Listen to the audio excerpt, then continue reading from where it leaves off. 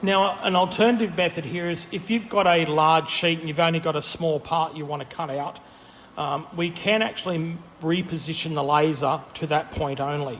So to do that, I'm going to show you something. On the screen here, I'm going to turn the laser red dot on. The red dot gives us a dot where we can position the laser. I'm going to unlock the axis by pressing the XY unlock key and then acknowledging it by pressing the green key. I can now gently grab the carriage and pull it over. Remember, you cannot do this without unlocking the XY axis. And here at the moment, you'll notice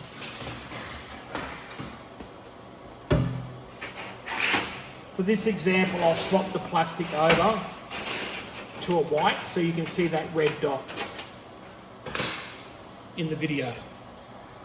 If I zoom in here, you'll see the red dot in shot now.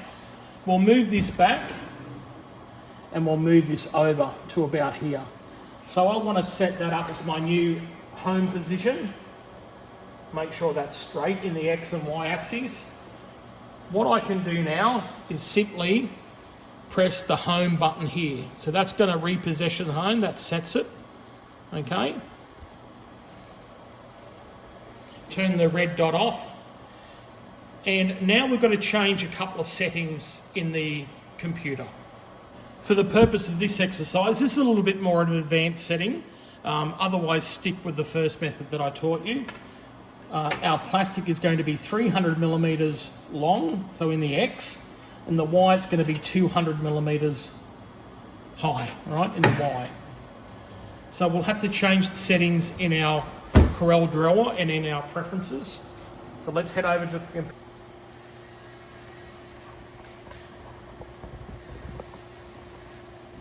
Now I've brought you back to the computer and I've opened up Corel Draw. So what we're going to do now is reset it up to do this next job. So once again up here we need to set the page to match our material. So 300, and this is going to be 300 by 200, so 300 in X, 200 in Y, and click enter. And you'll notice here that it will go to that. Here, this time now, we're going to do a simple coaster stand. So rectangular icon, 100 millimeters by 100 millimeters here. Enter. Once again, click that top arrow and we're going to convert that to hairline. Remember, hairline will cut. Okay, so if I click on that now, it says hairline. I want to adjust those corners. I don't want sharp corners, so I'm going to zoom in, just gently grab that node and move it in slightly and come back. Okay, we can make it fit to the page here by clicking here and go to width, or we can fit here to fit. All right, we can zoom out a little bit. All right, we're going to position that now. We're not going to cut it. One of the fatal mistakes a lot of students do, they want to cut right in the center of the material, and that wastes the material for other people. So we're going to reposition it up to around that corner, roughly about there. And this time now we're going to put an image in. So we'll go to Google Images and we want a simple bitmap image. Now try not to get a coloured image. The laser just sees black or white for printing. Shades of colour will be a different, the engraving will be a little bit lighter or heavier depending. I like to pick simple black on white. So here we go copy that and Control V, and we've got the Nike symbol here. All right. Now notice it's sitting outside my cut lines here. I could crop that, okay, or I could edit that. But what I'm just simply going to do here is just resize it by grabbing the corner, holding the shift key and dragging in. Holding the shift key locks the aspect ratio. Once again, when you move it, grab the center of the image, move it around, and you'll see it will snap to the center. So that's ready to go now. So here's my little coaster design. Let's print that. So once again, the shortcut key for print is Control P. We go up into Preferences, Advanced. We're going to make sure we pick 3mm acrylic. We're going to load it. We're going to go to General. We're going to change that setting now to meet the material that we have. So we've got 300 by 200, and we click OK. But before we do that, let's slow the vector speed cutting down so we cut right through. I'll go to 15 or 16. We'll click OK. Click Apply and OK. And that will send the printer the job to the laser cutter, and let's go. Whatever you do, don't forget to turn on the extraction. Now it may be a little bit difficult to see here, but I'll reposition the camera so you can see the play button and also the material. So I'll press play, the job will find it, it will set the focal length of that laser. The focal length is like using a magnifying glass to concentrate the energy beam or the laser beam. So currently it's going to engrave that Nike logo and then it will cut it out. And what we're looking for is something similar like we've made here in the green one.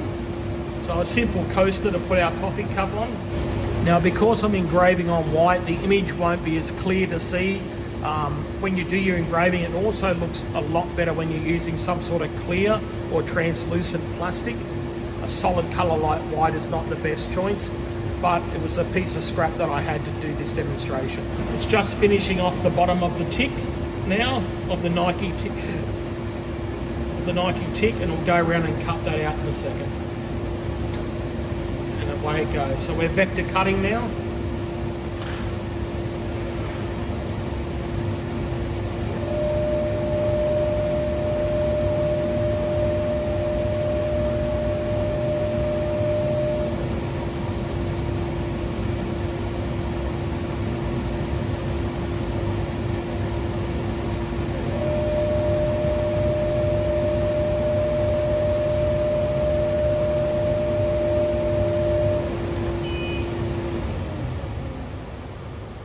Once the job's finished, you can turn off the extraction, you can open the lid. Just be mindful there may be some residual fumes in there. Now it hasn't cut all the way through because I've actually grabbed thicker plastic and didn't realise it, and that's why the laser, it's nearly cut all the way through, it's very close. Okay, so just off camera, I got it out of the, I've got a little bit of sharp edge I need to clean up because this plastic is thicker. You can actually see the Nike on there, but it's not the best. Like I said before, it looks much better when using some sort of clear or translucent plastic. Okay, that concludes this video. Thank you for watching and thank you for following along, and good luck with your laser etching and cutting.